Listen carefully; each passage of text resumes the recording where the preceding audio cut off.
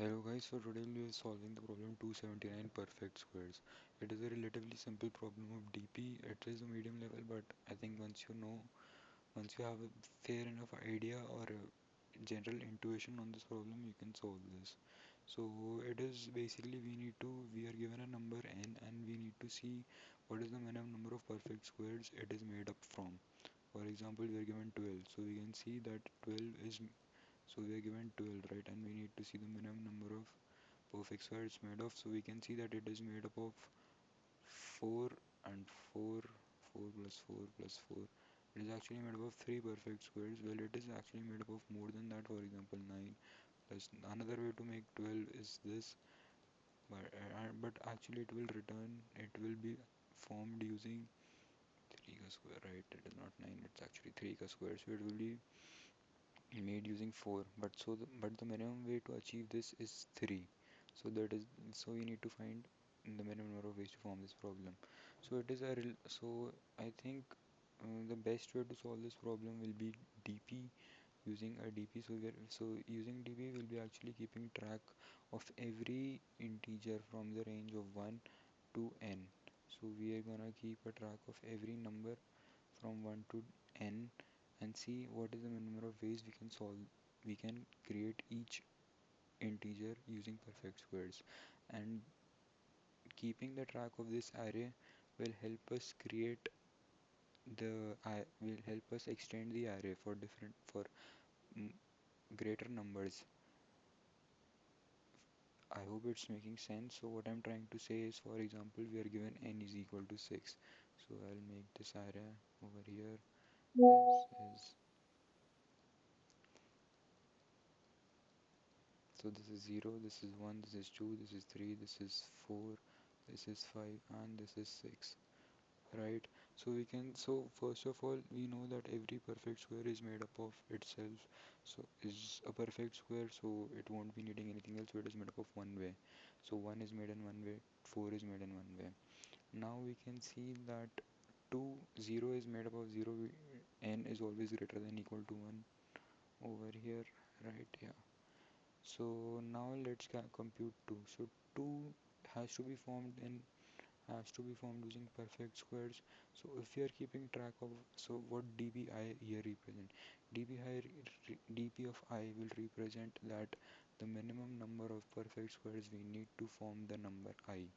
So we can actually see that 2 will be made up of the minimum number of ways 2 will be formed is dp of I minus 1 square, or either it will be 2 square, so or it will be 2 square, or it will be 3 square, it will be 4 square. That's all, because these are all the perfect squares and that's what it will be adding, right? So we can see that if you so 2 will be formed by 2 minus 1 square, so which is actually dp of 1, and we can see plus 1, right, because we are adding one more square. So it will actually made in two ways. Similarly, 3 is actually made up of minimum of 3 minus 1 square, 3 minus 2 square, but 2 square is actually less than 0, so we are gonna stop over here and it is 2. So 2 plus 1, actually we need to add 1 because we are adding this integer right on to dp of 2, so it will be 3. Similarly for 5 will be formed with for dp of 4 plus 1, which is 2. Now on coming on to 6 will actually form using we need to use dp structure. We are going to actually loop on this index for the previous values. So we'll actually loop over all these values in square fashion. You can understand it in the code, that will be better.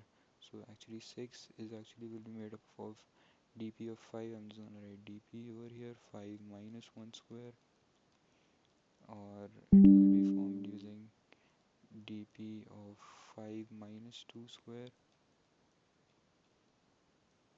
Obviously there will be plus 1 in both the case, and we will take minimum of these twos, right? So it will be dp of 4, which is actually equal to 1, or dp of 1, which is also equal to 1. So in either case, so we'll take minimum, which is 1, doesn't matter which one, so it will result in 2. So that's how this question has to be solved. I hope it made sense. I think it will make much more sense when I code this. Once you're reading the code, I think you'll be able to understand in a better fashion. And I'll also explain what I'm typing.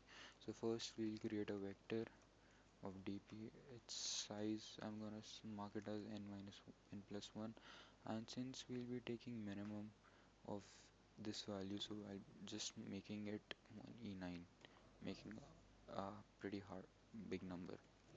Now we know that dp of 0 will be 0, using this for myself. dp of 1 will is, since it's a perfect square, it will be in 1.